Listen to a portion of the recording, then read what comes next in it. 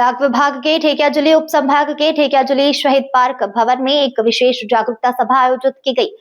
डाक विभाग के ठेकियाजुली उप संभाग के डाक निरीक्षक शफीक अहमद देव की अध्यक्षता में आयोजित इस जागरूकता सभा में मुख्य अतिथि के रूप में उपस्थित होकर ठेकियाजुली आंचलिक पंचायत के अध्यक्ष हेमंत टेका ने महत्वपूर्ण भाषण दिया। आज के इस सभा में केरूखंदा गांव पंचायत की सभानेत्री आशा मिर्धा, डाक विभाग के दरंग संभाग के मार्केटिंग ऑफिसर हिरण्य कुमार सहित विभिन्न क्षेत्रों के पोस्ट ऑफिस के अधिकारी एवं कर्मचारी उपस्थित थे। আজি আমাৰ সভাখন আছিলে ডাক চৌপাল। আমাৰ প্ৰধান উদ্দেশ্য হৈছে এৱেৰনেছ, সজাগতা।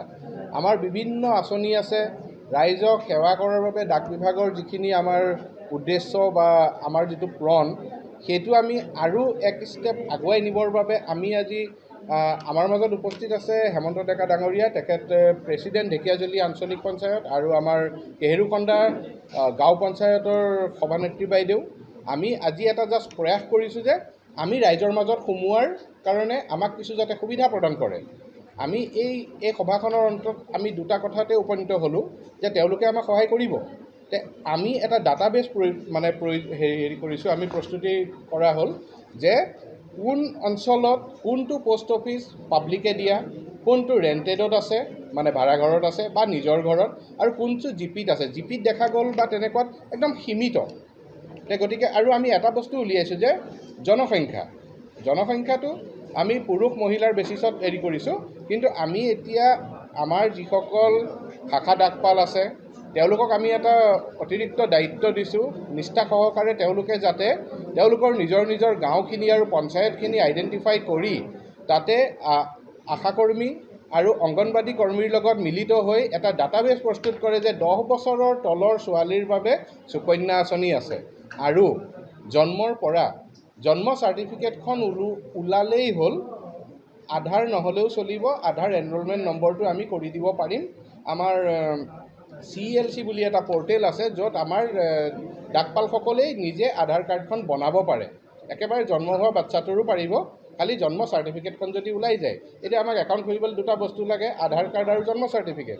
আমি এই দুখন যদি আমিয়ে দি আছোঁ, আমি এইখিনি দিব পাৰোঁ। খালি আমাৰ যদি জন্ম চাৰ্টিফিকেটখন পাই যাওঁ, আধাৰখন আমি বনাই আমি একাউণ্টটো ল'ব পাৰোঁ।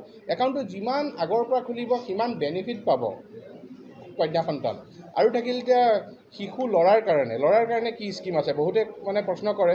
বাকীখিনিতো সমূহীয়া আমাৰ আঁচনি, কিন্তু এতিয়া ল'ৰাৰ কাৰণে কৰিব গ'লে PPF এটা সুন্দৰ আঁচনি আছে, যিটো আমাৰ বেংকতো আছে বাৰু। এইটো ভাৰত চৰকাৰৰ সমান ইণ্টাৰেষ্ট ৰেটতে আছে, কিন্তু বেংকত সকলোৱে ঢুকি পাব নোৱাৰে। আমাৰ ডেকা ডাঙৰীয়াই যেনেকৈ ক'লে যে আমাৰ গাঁৱে গাঁৱে ডাকঘৰ আছে, গাঁৱে গাঁৱে ডাকঘৰ, ঘৰৰ পৰা ওলালেই ডাকঘৰটো পোৱা যায়। গতিকে আমি এই সুবিধাকণ যদি ৰাইজক দিব নোৱাৰোঁ, গতিকে আমি এটাই প্ৰণ ল'ব লাগে যে যিমান জনসংখ্যা আছে, যিমান আঁচনি আমি যোনটো শ্ৰেণীৰ মাজত নিব লাগে সেই গোটেইখিনি যাতে কৰিব পাৰোঁ।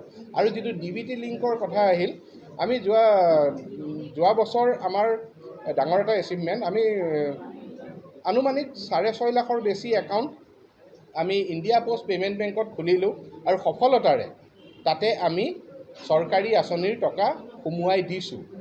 আমি সেই সুবিধাকণ কৰি দিছোঁ, আৰু ৰাইজে কোনো কষ্ট নোপোৱাকৈ এইখিনি সুবিধা ল'ব পাৰিছে। আৰু আগন্তুক দিনতো যিসকল মানুহ থাকি গৈছে তেওঁলোকে যাতে আমাৰ ডাকঘৰৰ লগত যোগাযোগ কৰক। আমি যোগসূত্ৰ এটা বনাই আছোঁ, আমাক এখন সেতু লাগিব। মই আগতেও ক'লোঁ যে সেতু আমি পঞ্চায়ত ব্যৱস্থা আৰু ডাক বিভাগৰ মাজত আমি এনেকুৱাকৈ প্ৰস্তুত কৰিম যাতে কাৰোবাক প্ৰয়োজন হ'লে লগে লগে আমাক পঞ্চায়ত ব্যৱস্থাৰ পৰা এটা ফোন আহে যে আপোনাৰ এনেকুৱা আমাৰ মানুহ আছে, আমাৰ এইখিনি কাম কৰি দিয়ক।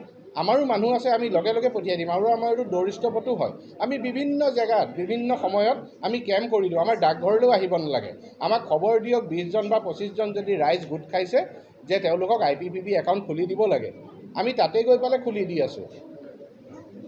গতিকে এইখিনিয়ে আমাৰ উদ্দেশ্য আছিল, আৰু সকলোৰে বহুমূলীয়া সময় দি আজি উপস্থিত হ'ল ডেকা ডাঙৰীয়া মৃধা বাইদেউ, তেখেতসকলক ধন্যবাদ জনাইছোঁ, শলাগৰ শৰাই আগবঢ়াইছোঁ। আৰু আগন্তুক দিনত আমি তেওঁলোকক আমাৰ মাজত আকৌ বিচাৰিম।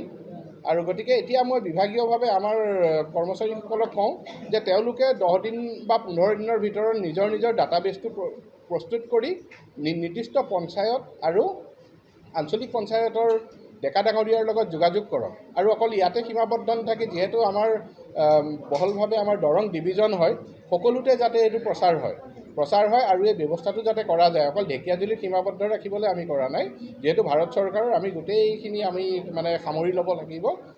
এইখিনিয়ে আজি আছিল আৰু মই আশা কৰোঁ আমি এইখিনিত সফল হ'ম ৰাইজৰ সহায় সহযোগিতাত, আৰু আমাৰ কৰ্মচাৰী আছেই তাতেই। ধন্যবাদ।